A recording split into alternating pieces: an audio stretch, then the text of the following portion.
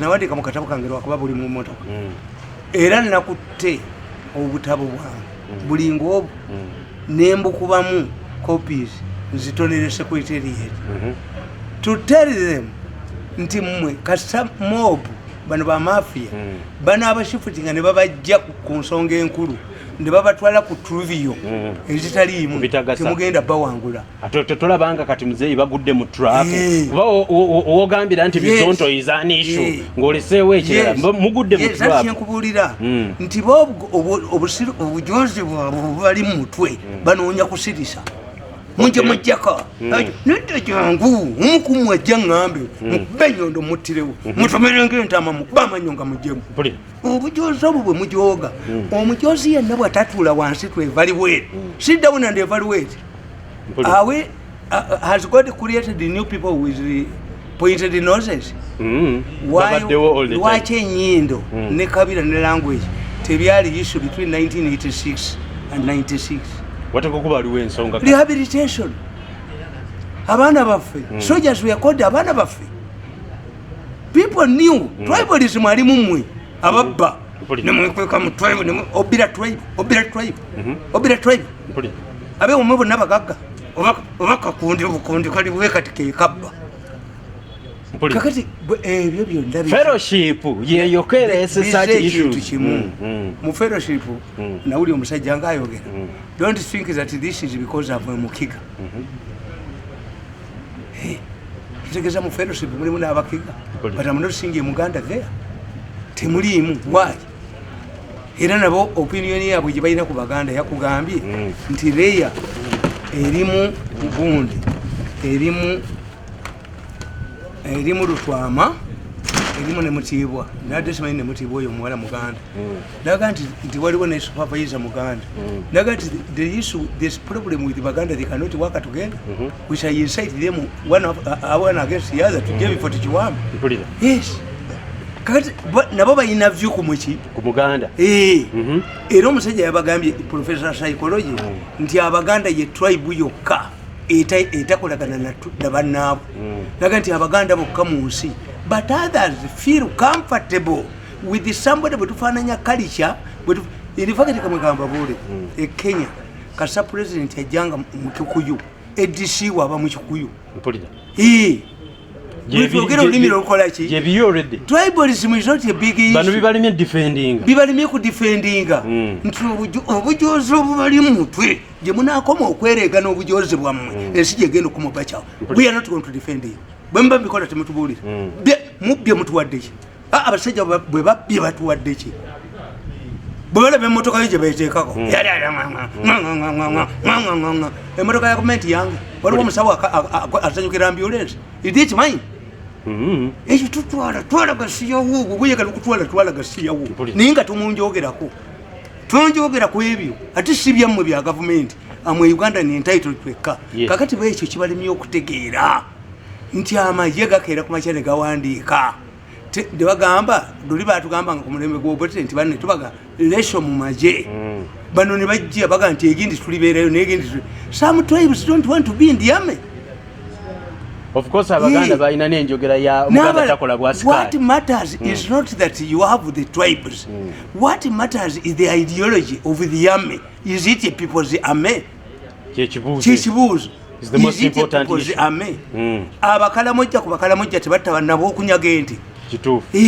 Ekitegeeza the issue is not tribe. No.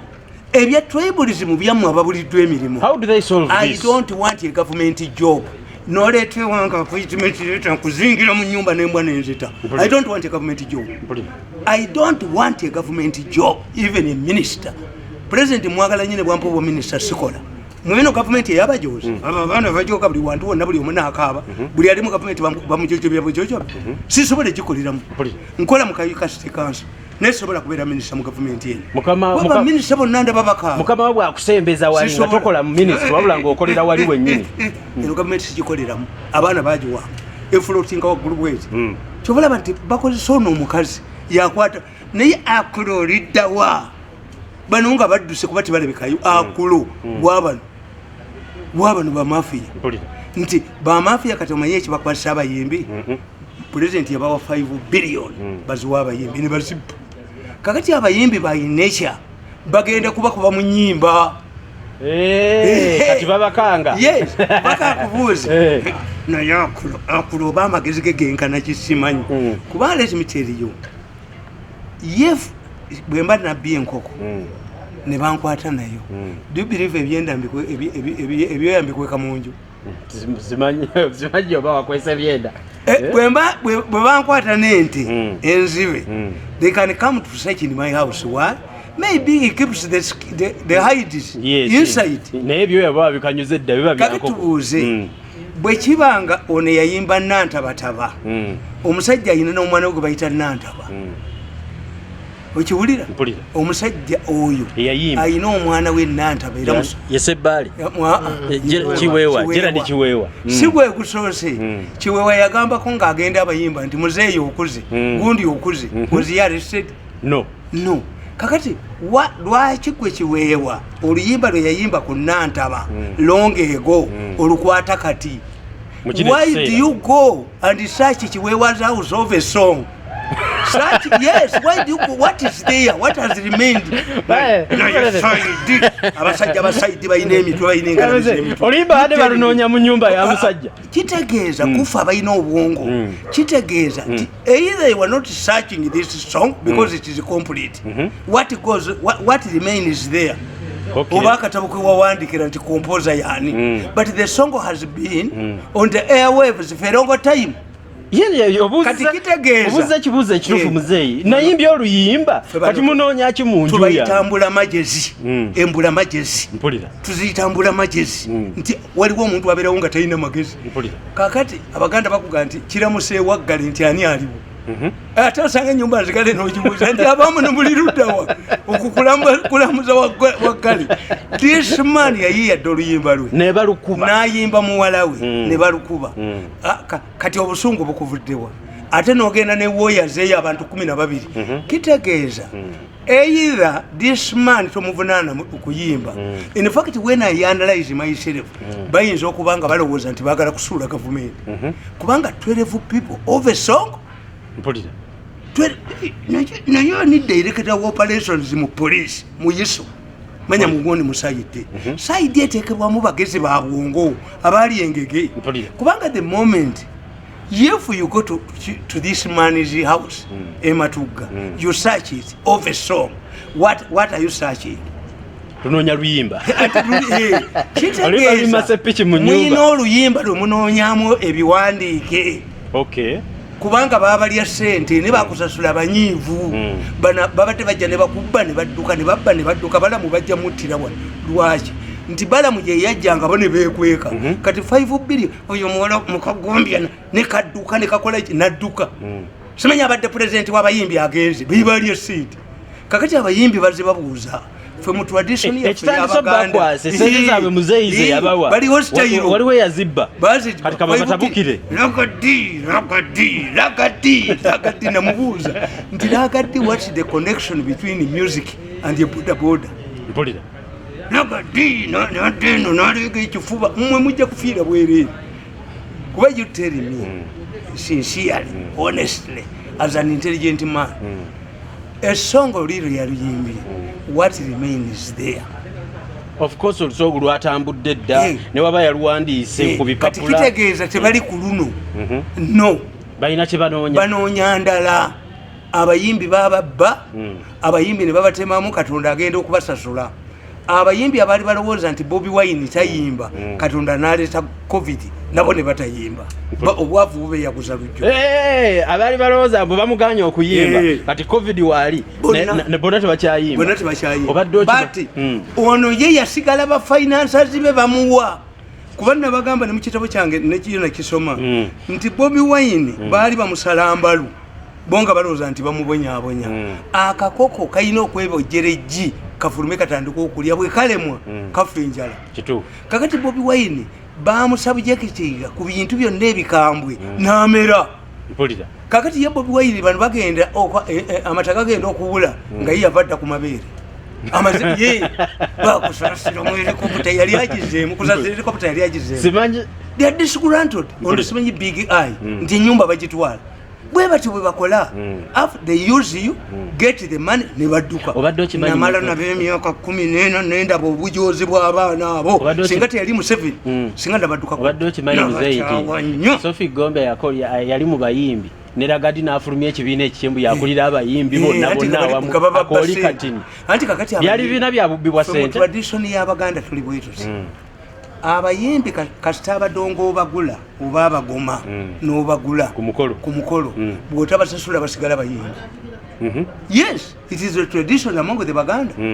If you hire drummers at a wedding and you fail to pay them, they don't stop drumming to attract the attention of the other villagers to embarrass you. Kakati abayimbi wiponi kalombolombo kano ke bagendamu wababye sente zayo kaba kuyimba bano badidde ne badira scientific elections ne bazifuula eziri trivial you will depend on the songs. No, what has changed is that we shall not have public rallies. Public rallies kwe kubadde ebivulu kwe kubadde ki era tewali muntu akugamba nti agenda mu public rally okulya bye boogera balaba bantu bwe babadde bambadde abazinyi akadodi public rally ate mu NRM tesobola kuwangula opposition mu public rally omuli abatudde omuli abalese amazzi ababbira mu mazzi omuli ababbira mu tenti omuli ababbira mu ki so kakati ate mwetemwa in fact I have helped this government. I have written president how to manage scientific elections because when you hear scientific election when you hear scientific you may think that we are going to vote by computer. What it is your original the organization the usual minus public rallies. Okay, because when you say scientific elections means nti nja kubere wange ku laptop oba ku computer mpereze owereze ani choice yo yani choice ya this is not the case. You are going to line in the same way. Sikuga nti bonotuuka wali ng'onyega erinnya ly'oyagala ng'okkiriikinga nga computer egatta. No, everything has remained as it is. What has only changed is a public rally. Kakati kitegeeza ki nti debate doli akalu kabadde best ku byogerwa ku maledi abagezi ne public rally omuggundu. Kakati okulaga amaanyi okukola ki crowd. Kakati today ebyogerwa bisigadde ku radio kati mwensobi ye mwakola abayimbi mwabawa amaanyi mangi nnyo na bano ba Bobi Wine okujja batandika okugamba mbu omukolo ogutaliiko bayimbi abantu tebajja kati abayimbi ne beerowooza nti bakitalu. How many rallies have I addressed nga tewali muyimbi n'omu? Do I need bayimbi tugo? Kunyumisa kintu mulale mubamu okunyumisa nti njagala omuyimbi osooka opangisa emizinda emizinaki kakati abayimbi babateeka mu buli lwoddira ekintu abakazi ekibajogesa abasajja ye musajja okugamba nti omukazi wange alina omukisa era bwensula naye nkwata ssente omukazi akutula deals omukazi ajja kujooga.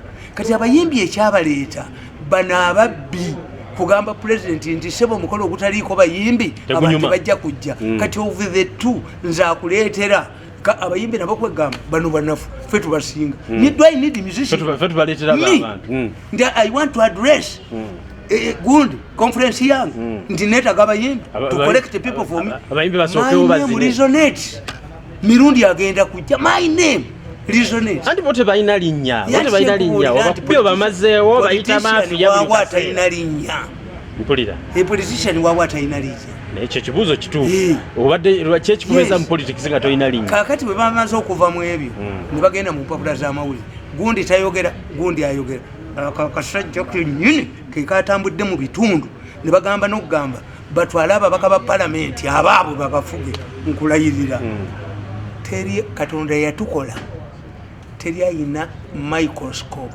etunuulira ekebera mitima gy'abantu singa yaliyo singa tebatta ba special owa special bajja ne bamupangisa nga bazze kubba motoka ye bamutte. Omukazi ayinza okufumbirwa nga yazze kutta atwala ebintu n'omusajja naye nga yazze do you see it? Tosobola kukimanya. Omuntu yenna abakulembeze nawandika akatabo kange mu 2011 nembagamba nti rules and the principles of succession nakasomako. A leader should not underestimate the capabilities of his success. People change.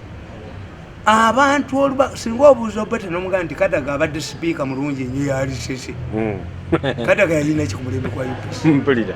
Sekisiri Ogwalo nga be bakazi. Kadaga yalina muki. Mpulira. But kakati singa you underestimated Kadaga. Tabanyweseza amazi. Tajja kusobola kati. Tebagadde omwetakula n'abalema. Kubanga n'ekyo nayo issue. Abantu bano balina obujozi mu mutwe. Nti bwe bamala nze kunze tekisoboka oba oyagala nkutte ne mulifu tetusinkanamu. Kadaga, what is eating up Kadaga? Bamukubye omutwe bakoze bati abadde speaker mbwera abakolera.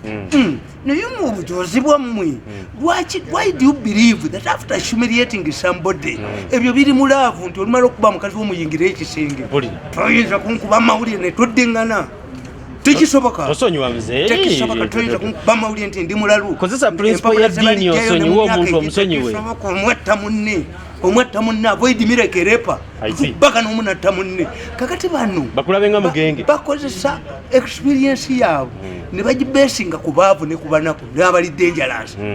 Olowooza nti bano bye bakola abantu n'ogoba nasale nomuli agonjo ne kajawuka abantu ne kagenda ku gundi. Olowooza obusungu bwe bakulina kugwa obumanyi. Obusungu abo banasali atayina mwana gwe mugobye ne mugoba byandaala ne mugoba. Those are more dangerous people than bano bemukwata. Babizondo. Byandaala ina vendetta like me. I have a volcano inside me. Nizo kunyoro, nizo bomb to ngwasa. Because you carried my future. If I am not the president yali say, if I'm not intelligent, I wouldn't be surviving. Muze batandise kwata abantu abali voko ngamwe abavaayo ne mwogere ensonga. Basajja mivule bamuyodde. Bajja kuyika. Mpulira. Basajja mivule bamujja ku NBS ne bamulimba omulimu ne bamusuulawo.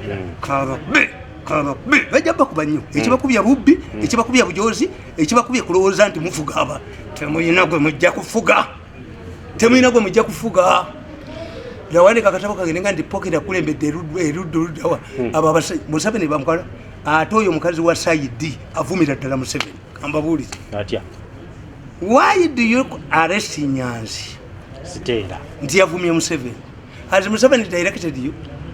Have you gone to the DPP to find out whether abusing the president constitutes a case? Annoying the person of the president okunyiza omukulembeze w'eggwanga amunyiza. Bamukwata ne bamutwalayo. Ne bamugamba nti bamukebera omutwe kubaba oyo wasayidi oyo ayina abamukozesa.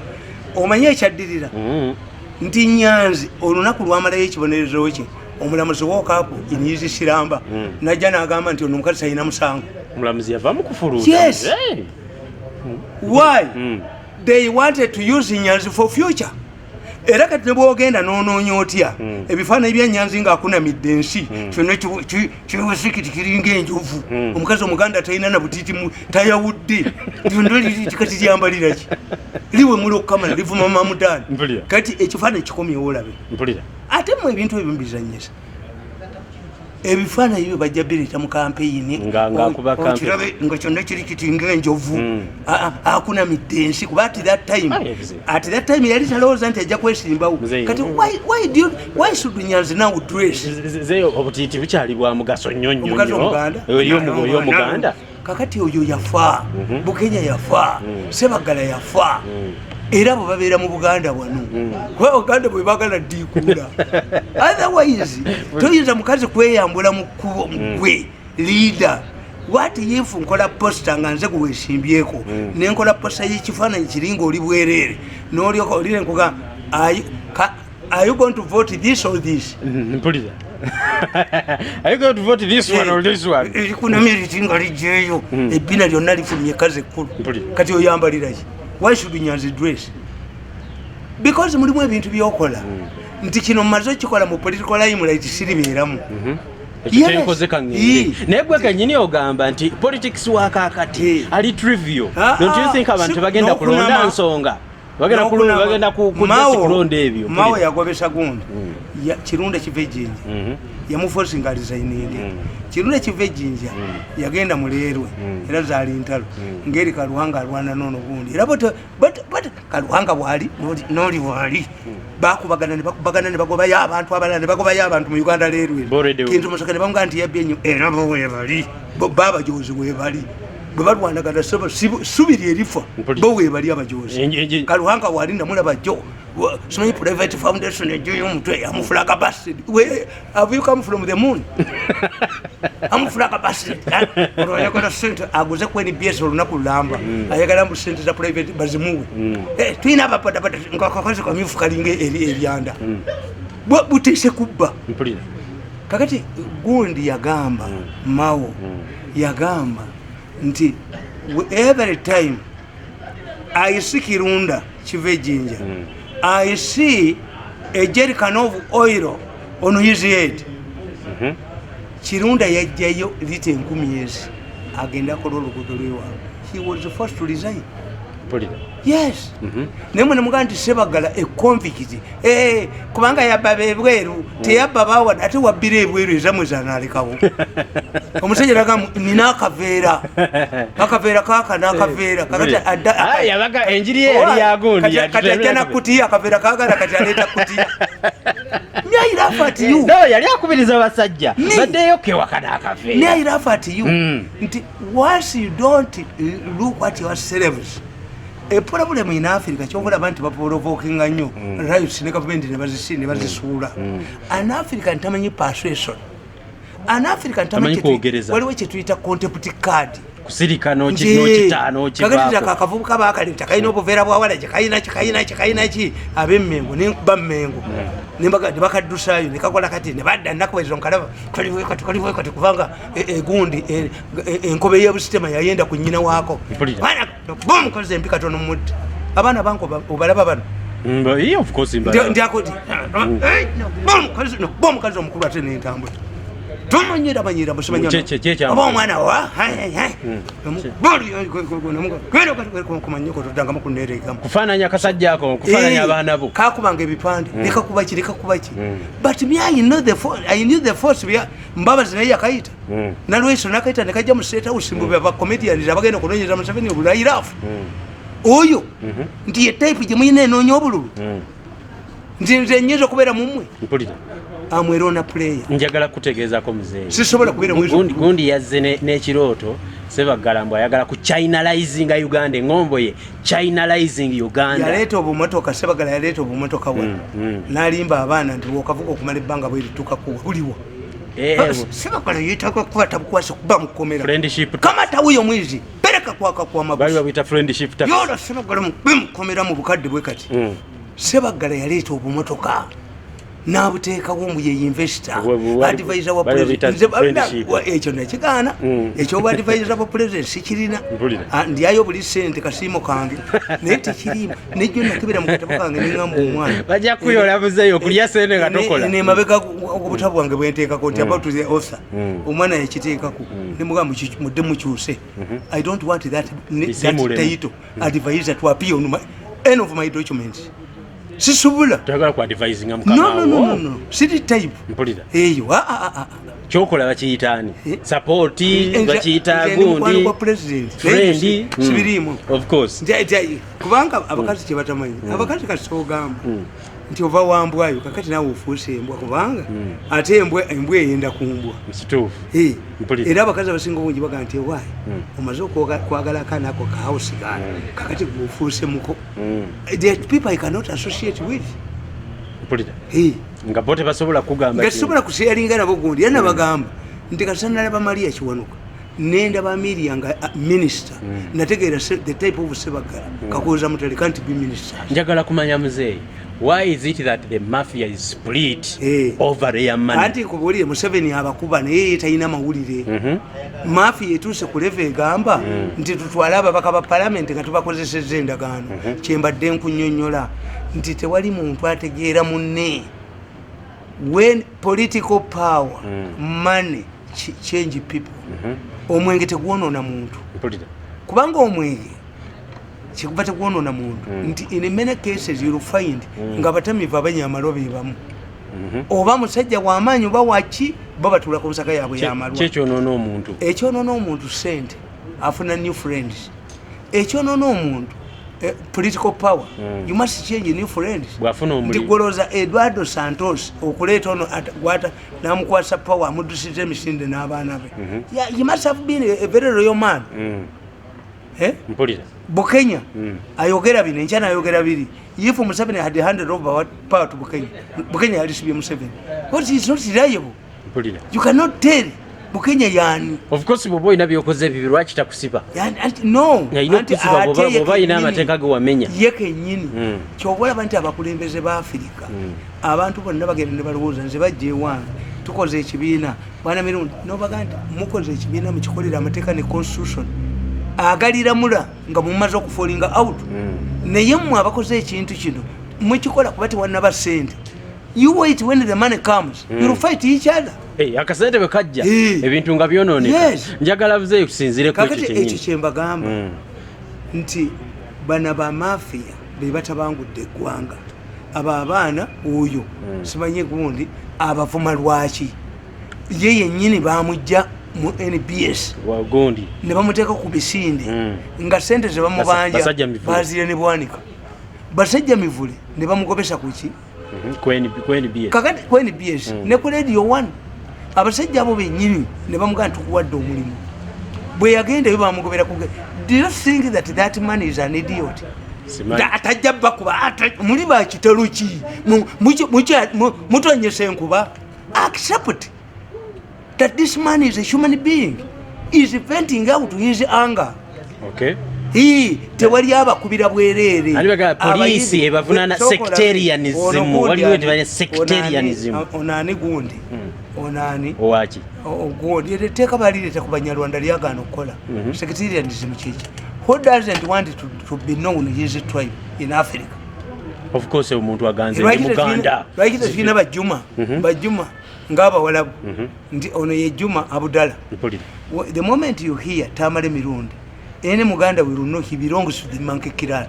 so we move with our identity so who doesn't want and why is it that it is now it has become a problem to you it has become a problem to you they expose you waligambye nti no President Museveni yagamba nti okecho nga yakajjawa President Museveni yakwata omusajja nga bamuyita Dr. Alex Ofumbi yamusanga lyantonde namujja mu clinic namuwa minisita bwa youth why nti to come NRM expanded agitekamu abatali ba munsiko why nti naye yennyini yakiwuliranga that's why Museveni has ended up winning over nga mu Northern Uganda afunayo 10% naye nga ayinayo baga mwenye nazo yani kwayo wa allies mulya mweka mujoga mweka mutakule nnyo oyo mukazi katakule wa side atakule ajoga abantu defend yourselves defend it me no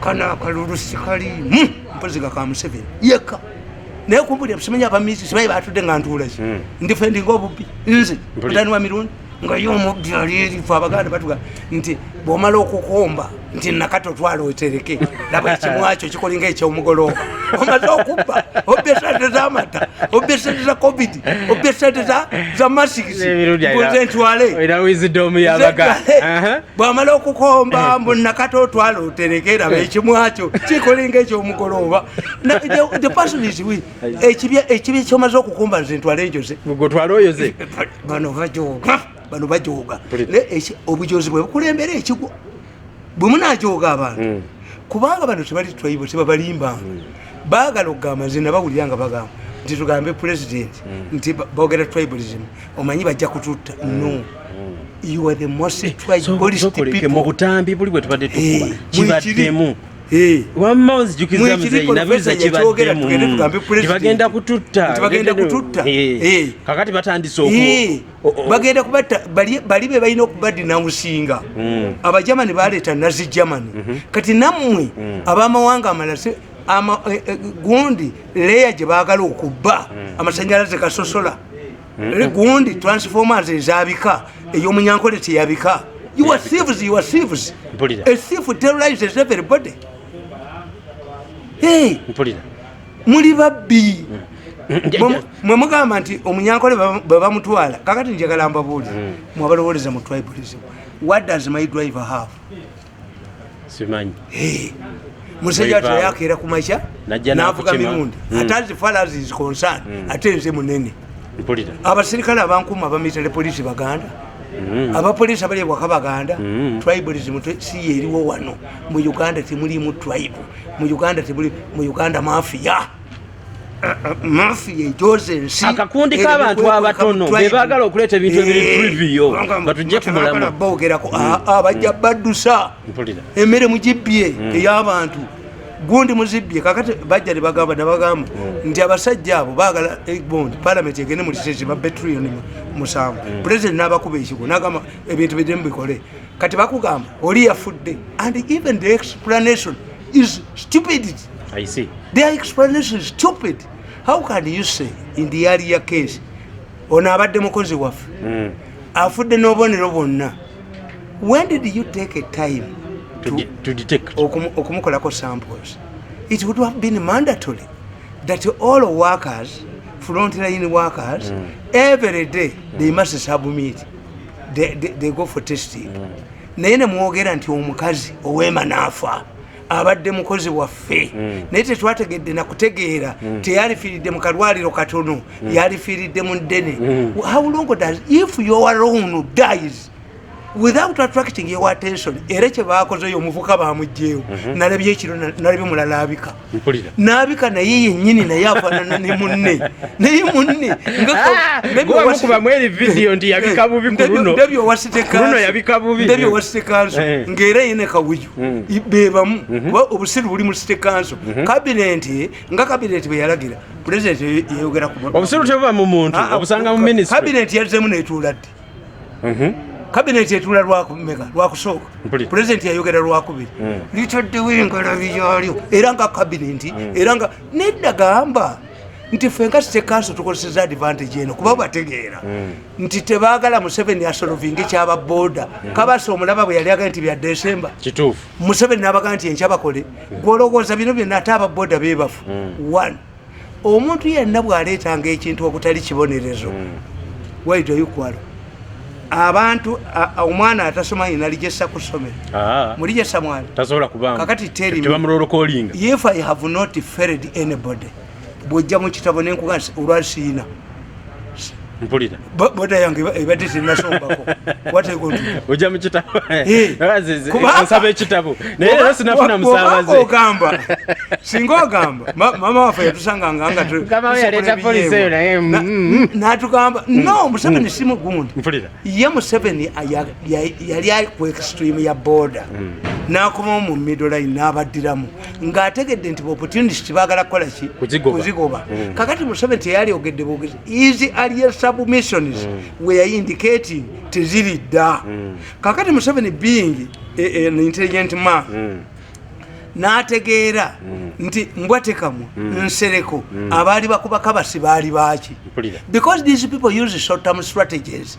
Bansereko balowooza ti Museveni tajja kutaba boda babafunireko ki akalulu so nga ffe mbagamba nti gavumenti ekirungi kyayo iti implement eteeka mu nkola.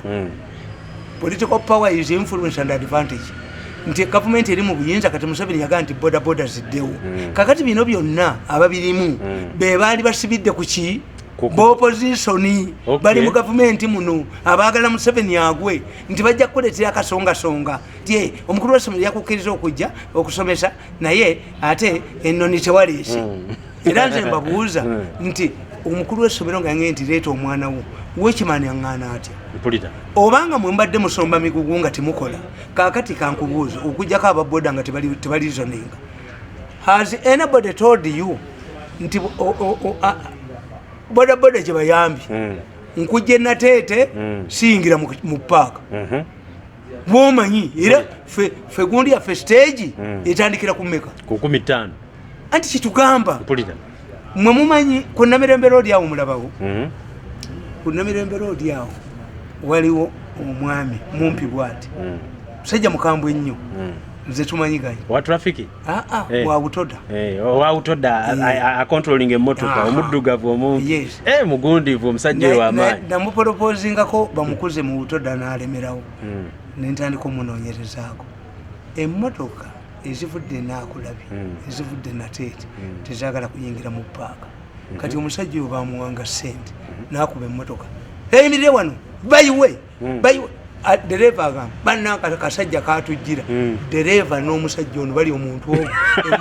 yolumala bayiwa naawe tadaddayo kakati owabuliijo mulaba aziwanikako ebigere nagamba eziza omusango nagikonderera it is an agreement between the driver he does it in the morning kati ebiwaliyo biyingira mu lwaki sali mu takisi era nange amanyi bulungi mukwano gwange mwane sente nga musanzeewo kubanga namutegeera ndi musajja mugezi nnyo akuba emmotoka ku makya n'agiyiwa abantu ne batambuza ebigere onasobola okuddayo kukimagala nti omusajja oyo alina amaanyi agasinga baddereeva lwaki bamugjawo he is helping the drivers bakimanyi nti okukka mu paaka teri musaabaza aliyo alaga nakulabye abantu bakyali wano oyina kuddayo eri era ovuga nkalu nodde nakulabye kati ono waabayambira ne stekanso bwe yayambye ababodaboda ti ababodaboda stekanso yabayambye is me oba sekanso nze wenkukomya batambuza ebigere kituufu kakati ate owa boda ayombera ki abanyankole bakugamba nti gwe ava mu kabuli ayinza okomplaininga nti omusana mutono